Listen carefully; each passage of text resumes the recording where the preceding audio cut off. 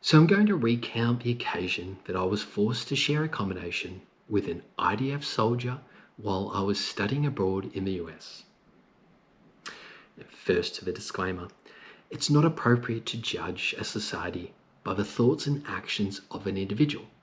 However, there are some traits that are culturally ingrained in a society, and they can provide some sense of insight as to who they are as a people.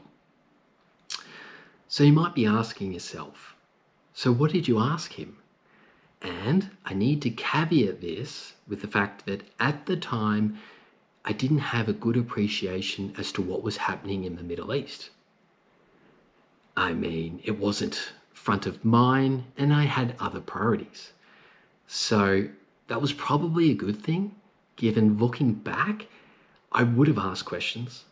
I would have been critical of his country's actions and the legality of those actions. And there's a good chance that my visa would have been cancelled and I would have been deported. Yes, the US is a country that claims to champion free speech, but when it comes down to it, it's just a mirage. So, let's get into what he asked me.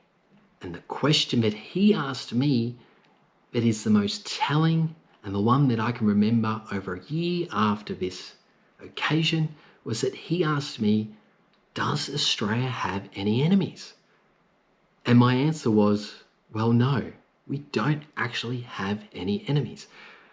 Any enemies or adversaries are just a media and government construct that is self-imposed on Australia. And we know that because this very same organisation allows those very same people into our country. So if they were our adversary, wouldn't they be taking an undue risk with our population? Makes you think. But on to his response. He couldn't wrap his mind around that because it was clear that he came with an us versus them mentality. It was clear that he hated the countries around his country,